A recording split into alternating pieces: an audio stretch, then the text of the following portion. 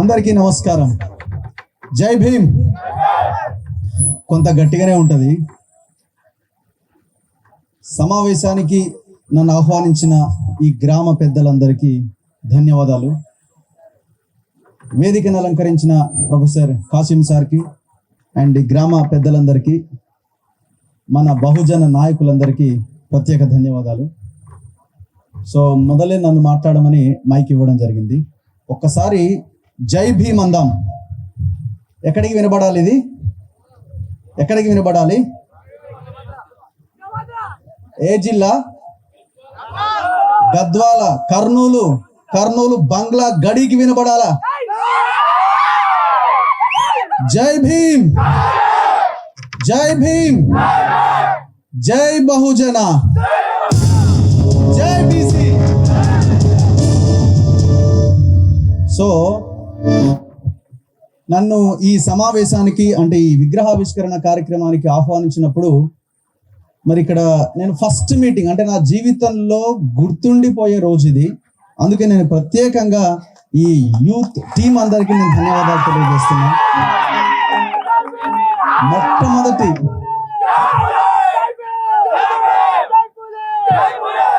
మొట్టమొదటి సమావేశం నాది. అంటే సమావేశంలో ఇలాంటి విగ్రహావిష్కరణ, ఈ మహనీయుల విగ్రహావిష్కరణ కార్యక్రమంలో పాల్గొనే ఒక గొప్ప అవకాశాన్ని నాకు ఈ పెద్ద ధన్వాడ గ్రామ ప్రజలు నాకు ఇచ్చారు. ఎప్పటికీ మిమ్మల్ని నేను మర్చిపోలేను. ఈ చైతన్యము ఈ రోజుతోనేనా భవిష్యత్తులో కొనసాగుతుందా? నాకు పెద్ద క్వశ్చన్ మార్క్ ఇది. నేను కారు దిగగానే ప్రొఫెసర్ కాసిం సార్తో కలిసి అమరవీరుల స్తూపానికి మేము నివాళి అర్పించినాం. సార్ చెప్పారు, ఈ స్తూపాన్ని నేనే ఆనాడు ఆవిష్కరించిన 2010లో అని. 2010లో తెలంగాణ అమరవీరుల స్తూపం ఆవిష్కరించబడింది. తెలంగాణ అమరవీరులు తెలంగాణ కోసం కొట్లాడి రాష్ట్రాన్ని సాధించారు. 1569 మంది ఈ రాష్ట్రం కోసం, మన నీళ్ల కోసం, మన నిధుల కోసం, మన నియామకాల కోసం, మన రోడ్ల కోసం, మన జీవితాల కోసం, భవిష్యత్ తరాల కోసం వాళ్ళు ప్రాణత్యాగం చేశారు. అంత గొప్ప స్తూపాన్ని రాయలసీమ బార్డర్లో, అంటే మనం ఇటు నుంచి దాటితే 2 కిలోమీటర్ల అవతలికి పోతే రాయలసీమ ఉన్న ఈ ప్రాంతంలో చాలా గ్రామాల్లో అమరవీరుల స్తూపం లేని గ్రామాలు ఇంకా హైదరాబాద్ చుట్టుపక్కల ఉన్నాయి. కానీ ఈ గ్రామంలో ఉన్నది ఎంత గొప్ప చైతన్యం. మరి అలాంటి గొప్ప చైతన్యంతో అమరవీరుల స్తూపాన్ని ఏర్పాటు చేశారు. ఆనాడు అమరవీరుల స్తూపం ఏర్పాటు చేసినప్పుడు కూడా ఎన్నో మీలో స్ఫూర్తి నింపే మాటలు ప్రొఫెసర్ కాసిం సార్ చెప్పి ఉంటారు. ఈ మీటింగ్ జరిగి ఉంటుంది. ఆనాడు కూడా జరిగిందా? మీటింగ్ జరిగి ఉంటుంది. ప్రొఫెసర్ కాసిం సార్ మాట్లాడి ఉంటారు. మరి ఆనాడు అంత స్ఫూర్తి నింపే స్పీచ్లు విన్న తర్వాత, అందుకని నేను ఏమంటున్నా, ఎందుకు నాకు క్వశ్చన్ మార్క్ పెట్టాల్సి వస్తున్నది, అనుమానం వస్తున్నది, రేపు పొద్దున ఇదే చైతన్యం ఉంటుందా అని నేను ఎందుకు అడుగుతున్నా అంటే, ఆనాడు అదే స్పీచ్ విన్నప్పుడు, అదే స్ఫూర్తితో మీరు అమరవీరుల స్తూపం ఏర్పాటు చేసినప్పుడు మీ గ్రామానికి కనీసం రోడ్డు కూడా లేదే. ఏందా ఊరు? చినతాండ్రపాడు నుంచి అవతల ఐజా, మధ్యలో చినతాండ్రపాడు, యువతల మీ గ్రామం. 7 కిలోమీటర్లు ప్రయాణం చేస్తుంటే నా గుండె రగిలిపోయింది, కడుపు మండిపోయింది. అసలు ఇది గ్రామమా? ఇంత భయానకమైన జీవితాన్ని ఎట్లా వీళ్ళు అనుభవిస్తున్నారు అని నేను వెంటనే కారు ఆపి నా కెమెరా తీసి, నా కెమెరామెన్తో ఒక 15 నిమిషాలు వీడియో చేసి అక్కడి నుంచి బయలుదేరిన నేను. ఈ వీడియో రేపు ప్లే అవుతుంది, మన ఛానల్లో చూడొచ్చు. ఎంత దుర్మార్గం, ఎంత అరాచకం, ఎంత ఇది. ఎవరిని క్వశ్చన్ చేయాలి? మనకు మనమే క్వశ్చన్ చేసుకోవాలి. అందుకే నాకెందుకు అనుమానం, ఇవాళ మళ్ళీ మనం అంబేద్కర్ అండ్ పూలే విగ్రహాలని, మహనీయుల విగ్రహాలను ఆవిష్కరించుకున్నాం. అంబేద్కర్ గారి యొక్క, ఆ మహనీయుడి యొక్క జీవిత చరిత్ర, పూలే గారి యొక్క గొప్పతనము, ఆయన ఈ సమాజం కోసం ఇద్దరు చేసినటువంటి పోరాటాన్ని, సమానత్వం కోసం వాళ్ళు చేసిన త్యాగాన్ని కాసిం సార్ లాంటి వాళ్ళు వివరిస్తారు. నేను ఇక్కడున్న సమస్యలని బేస్ చేసుకొని నేను మాట్లాడాలని డిసైడ్ అయినా ఆ రోడ్డు చూసిన తర్వాత. మరి ఎందుకు మనలో ఆనాడు తెలంగాణ అమరవీరుల స్తూపం స్థాపించినప్పుడు ఎవరి ఆశయాల కోసం అయితే మనం ముందుకు తీసుకెళ్ళాలి ఈ రాష్ట్రాన్ని, పాలకులు పని చేయనప్పుడు, మనం క్వశ్చన్ చేయాల్సినప్పుడు, మనం పోరాడాల్సినప్పుడు ఆ చైతన్యం మనలో ఎందుకు రాలే? ఆనాడు స్పీచ్ కూడా ఉన్నాం కదా, ఈనాడు కూడా వింటాం, మళ్ళీ తెల్లారి మర్చిపోతాం, అయిపోయింది. మళ్ళీ ఎలక్షన్ వస్తుంది, 500, 1000 రూపాయలు, 2000 పాట పాడతాం, క్వార్టర్ సీసా, ఫుల్ బాటిల్ అయిపోయింది. ఒకవేళ మనకు పొరపాటున 500 రాకపోతే రోడ్డు మీదకి వచ్చి ధర్నా చేస్తాం. నా ఇంటికి ఎందుకు 500 రూపాయలు రాలేదు, నాకు 200 వచ్చిన 500 ఎందుకు ఇవ్వలేదని. జరిగింది కదా హుజూరాబాద్ లాంటి ఎలక్షన్స్ లో మనం చూసినాం కదా.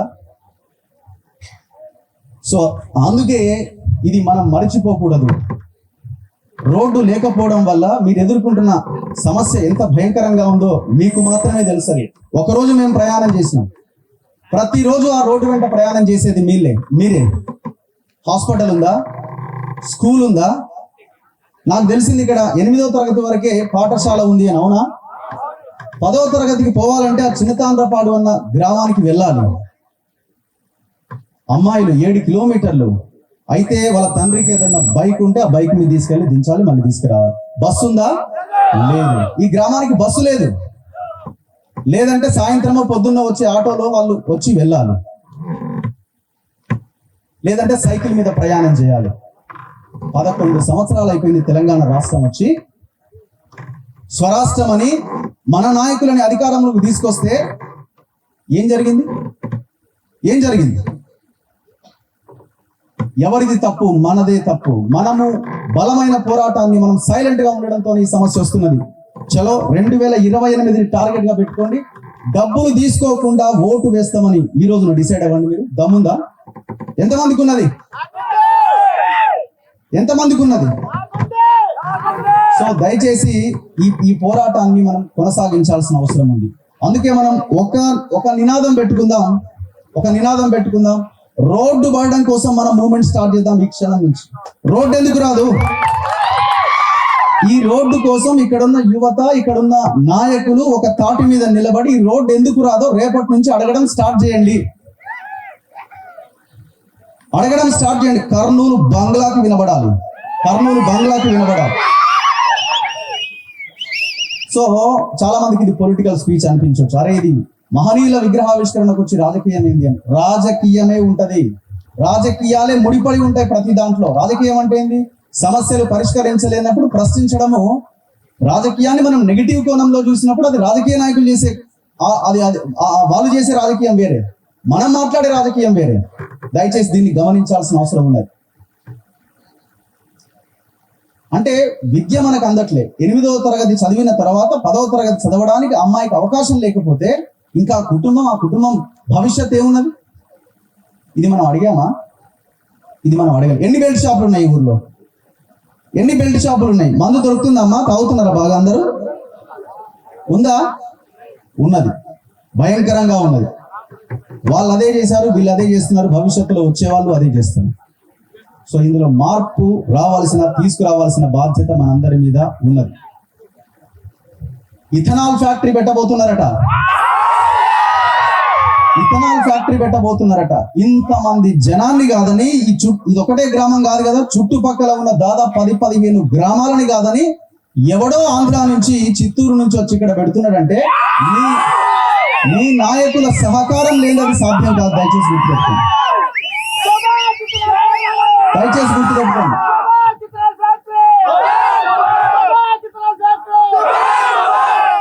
దిలావర్పూర్ అనే ఒక గ్రామంలో ఇట్లానే ఒక కంపెనీ కోసమో ఇంకో దానికోసమో భూమిలో ఏదో కంపెనీ తీసుకురావడానికి ప్రయత్నం చేస్తే 3 రోజులు వాళ్ళు రోడ్డు మీద కూర్చొని ఒక అధికారి వస్తే ఒక రకంగా చెప్పాలంటే ఆమె మీద దాడి చేసిన తప్ప, దాడి చేయమని చెప్పట్లేదు, శాంతియుతంగానే పోరాటం చేయాలి. దాడి చేయమని మనం చెయ్యొద్దు కూడా, తప్పదు. అంటే వాళ్ళు చేసిన 2 రోజుల పోరాటంతో ప్రభుత్వం వెనక్కి తగ్గి వదిలేసుకున్న దాన్ని. ఎందుకు మనం ఆ తరహా పోరాటం చెయ్యాలి?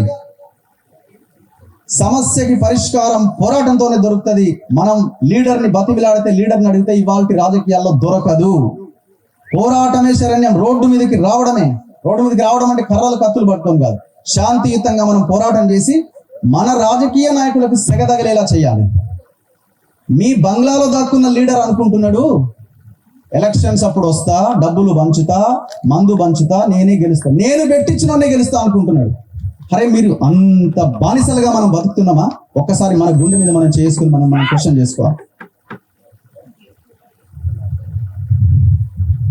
అండ్ ఇంకొకటి నాకు ప్రధానంగా వినిపించింది, ఎస్సీలు వేరు, బీసీలు వేరు, ఎస్టీలు వేరు, ఇంకొకరు వేరు, ఈ కాలనీ ఆ కాలనీ, ఈ యొక్క భేదాభిప్రాయాలు, ఈ తేడాలు ఎందుకు వస్తున్నాయి? అంబేద్కర్ విగ్రహము అరే మనోడు కదా, పూలే విగ్రహం అదే ఆయన కదా, పూలే మనోడు కదా, అంబేద్కర్ ఆయన కదా. అంటే మనకు అవగాహన లేకపోవడం కూడా ఒక ప్రధానమైన కారణం. అంబేద్కర్, పూలే ఈ దేశంలో సమానత్వం కోసం పనిచేశారు, మహిళల అభ్యున్నతి కోసం పనిచేశారు, భారత రాజ్యాంగాన్ని నిర్మాణం చేసింది, రచించింది. ఈ దేశంలో అట్టడుగున ఉన్న ఈ బలహీన వర్గాలు పైకి రావడం కోసం భారత రాజ్యాంగాన్ని డాక్టర్ బిఆర్ అంబేద్కర్ గారు, ఆ మహనీయుడు రచిస్తే పూలే గారు అంతకు ముందు నుంచే తను పెళ్లి పోకుండా త్యాగం చేసి బాలికలకు మొట్టమొదటి పాఠశాల కట్టించిన మహనీయుడు పూలే. సో అంతటి గొప్ప మహనీయులని ఈ కులము ఆ కులము అని చెప్పి మనం అలా అంటగట్టి, ఇది ఎవరు చేస్తున్నారు? అవతల వైపు ఉన్నవాడు కుట్ర చేస్తున్నామని మనం ఏం చేస్తున్నాం? దీన్ని పసిగట్టి మన యువత, మనం చదువుకున్న వాళ్ళమంతా ఇంకా దీన్ని ముందుకు తీసుకెళ్లాల్సిన అవసరం ఉన్నది. సో దయచేసి ప్రజలారా, ఈ తెలంగాణ రాష్ట్రంలో అందరూ అనుకుంటారు పొలిటికల్ లీడర్లు ఎవరైనా ఉంటే కొంత ఇబ్బంది పడవచ్చు. దయచేసి ఈ ఒక్కసారికి మీరు దయచేసి ఆలోచించండి. ఏం ఇబ్బంది లేదు. రేపొద్దున వెండి పిలిస్తే మళ్ళీ రాజకీయాలు మాట్లాడుతున్నాడు అని చెప్పి రేపొద్దున ఇంకో కార్యక్రమానికి పిలవకపోయినా నాకు ఇబ్బంది లేదు. ప్రజలకి న్యాయం జరగాలి అనుకున్నప్పుడు మాట్లాడాల్సిందే. ఈ తెలంగాణలో ఒకే ఒక్క పార్టీ ఉన్నది. ఆ పార్టీ గొడుగు కింద అన్ని పార్టీలు ఉన్నాయి. ఆ పార్టీ పేరే దోపిడీ పార్టీ, ఆ పార్టీ పేరే కబ్జా పార్టీ, ఆ పార్టీ పేరే దుర్మార్గ పార్టీ, ఇంకో పార్టీ. అంతే కదా. ఎంతమందికి 5 ఎకరాలకు పైన భూమి ఉన్నది ఒకసారి చేతులు లేపండి. 5 ఎకరాలకు పైన భూమి ఉన్న వాళ్ళ చేతులు లేపండి ఒక్కసారి 5 ఎకరాలకు పైన ఉన్న వాళ్ళు చేతులు లేపండి ఒక్కసారి. ఒక్కరన్నా 1-2 చేతులు మాత్రం లేస్తున్నాయి. భూమి లేని వాళ్ళు ఎంతమంది చేతులు లేపండి చూడండి ఒక్కసారి. పెద్ద దన్వాడలో లేకపోతే గద్వాలలో భూములు లేవా? ఉన్నాయి. ఎవరి చేతిలో ఉన్నాయి ఆ భూములన్నీ? 1000 ఎకరాల భూములు దగ్గర పెట్టుకొని వాటితో వ్యాపారం చేస్తూ, రియల్ ఎస్టేట్ ని చేస్తూ, ఆ డబ్బులతో మీకు ఎలక్షన్స్ లో డబ్బులు పంచుతున్న విషయాన్ని మనం గుర్తించకపోతే మన జీవితాలు ఇట్లనే ఉంటాయి. ఎకరం భూమి లేదు మనకు, కూలీ కౌలు చేసుకొని ఏదో జీవితాన్ని కొనసాగిస్తున్నాం అని మనం ఆలోచించకపోతే ఎవరు ఆలోచించాలా? మన బిడ్డల భవిష్యత్తు కోసం ఒకటి ఆలోచించండి. మనం ఈ రోజున బతుకుతున్నాం కూలీ చేసి, ఇంకోటి చేసి. రేపు పొద్దున మన బిడ్డల భవిష్యత్తు ఏంటన్న ఒక్క క్వశ్చన్ మీరు వేసుకుంటే అన్ని సమస్యలకు పరిష్కారం దొరుకుతుంది. ఇప్పుడు మన బిడ్డ చదువు కోసం, మన బిడ్డ ఆరోగ్యం కోసం ఏమి చేయడానికైనా రెడీ అవుతామా? మన బిడ్డని ఎవరైనా ఇబ్బంది పెడితే ఏమి చేయడానికైనా రెడీ అవుతామా? మరి మన బిడ్డ భవిష్యత్తు కోసం అంబేద్కర్ ఇచ్చిన ఒక ఓటు అనే ఆయుధాన్ని సక్రమంగా వినియోగించుకోలేకపోతున్నామే. ఇది ఎందుకు మనకు ఆలోచనకు వస్తలేదు? నువ్వు వేసే ఓటు ఎవడైనా చూస్తున్నాడా? సాఫ్ట్గా పోయి చేస్తున్నావు కదా. సో ఈ ఆలోచన మనం చేయాల్సిన అవసరం ఉంది. మన బిడ్డలే మన భవిష్యత్తు అనుకున్నప్పుడు, ఆ బిడ్డల భవిష్యత్తును నాశనం అవుతున్నప్పుడు మీరు ఎందుకు ఆలోచించట్లేదు? మనం అంతా ఆలోచించాల్సిన అవసరం ఉన్నది. అందుకే మేము ప్రతిరోజు మా ఛానల్ ద్వారా ఒకటే చెప్తున్నాం. మేము ఈ మధ్య కాలంలో ఒకటే అంశాన్ని తీసుకున్నాం. భూమి అన్న అంశమే మన ప్రధాన ఎజెండా. ఎకరం భూమి ఉన్న వాళ్ళని వెళ్ళి అడగండి, నీకేముందంటే నాకు ఎకరం భూమి ఉందని ఆత్మ గౌరవంతో చాలా బలంగా చెప్పగలుగుతాడు. రాత్రి ప్రశాంతంగా నిద్రపోగలుగుతాడు. తన కొడుకు పెళ్లి చేద్దాం అనుకునే, నా కొడుకు ఎకరం భూమి ఉన్నది, నేను ఇస్తా మా కొడుకు అని బలంగా చెప్పి పెళ్లి చేయగలుగుతాడు. ఆ భూమి మన చేతిలో ఉన్నదా? లేదే మన చేతిలో. మన జీవితాలు ఇంతే అనుకుంటే ఇంతే ఉంటాయి. మన జీవితాలు ఇంతే అనుకుంటున్నాం, మరి మన పిల్లల జీవితాలు ఏంది అని మనం ఎందుకు ఆలోచించలేకపోతున్నాం? ఈ పోరాటం కొనసాగాల్సిన అవసరం ఉన్నది. సో అందుకే నేను ఈ అంశాన్ని ప్రధానంగా ప్రస్తావించదలుచుకున్నాను. సమానత్వం, స్వేచ్ఛ ఇవాళ మాట్లాడే పరిస్థితి లేదు. ఇవాళ నేను మాట్లాడిన తర్వాత ఖచ్చితంగా ఈ ప్రోగ్రాం నిర్వహించిన వాళ్ళకి ఫోన్లు వస్తాయి. మమ్మల్ని తిట్టించడానికి పిలిపించినట్టున్నారు మీరు అని. భయపడితే భయపెడతానే ఉంటారు. సో అందుకే 2028 టార్గెట్ కావాలి. 2028 టార్గెట్ కావాలి. ఆ తర్వాత ఎలక్షన్స్ కూడా టార్గెట్ కావాలి. మధ్యలో ఉన్న ఎన్నికలు కూడా టార్గెట్ కావాలి. మన రాజ్యం మనం నిర్మించుకోవడానికి ప్రయత్నం చేయాలి, బలమైన పునాది వేయాలి. అసలు ఈ గద్వాలలో తెల్లంగి పోరాటం ఏందో నాకు అర్థం కావట్లేదు. వైట్ షర్ట్స్ వేయొద్దట, తెల్లంగీలు వేసుకునే పోరాటం కూడా ఒకటి జరుగుతున్నది ఇక్కడ గద్వాల ఈ నడిగడ్డ ప్రాంతంలో. వాళ్ళు ఒక టీం తయారయ్యారు, ఎందుకంటే తెల్లంగి వేస్తే ఓర్వలేరట అవతల ఉన్న వాళ్ళు. మరి ఈ సిచ్యువేషన్ ఉన్నది అని అంటే, అరే చివరికి ప్రజలు ఓటేసిన ఎమ్మెల్యే కూడా అదే పరిస్థితిలో ఉంటే ఎట్లా? ఏ ఎమ్మెల్యేనే కావచ్చు, నేను ఇర్రెస్పెక్టివ్ ఆఫ్ పార్టీస్, ఈ పార్టీ ఆ పార్టీ, ఆ నాయకుడు ఈ నాయకుడు అని నేను చెప్పట్లేదు, ప్రతి నాయకుడి గురించి మాట్లాడుతున్నా. ఒక పార్టీ గురించి నేను మాట్లాడట్లేదు ఈ వేదిక నుంచి. సో అందుకే దయచేసి ఆలోచించండి.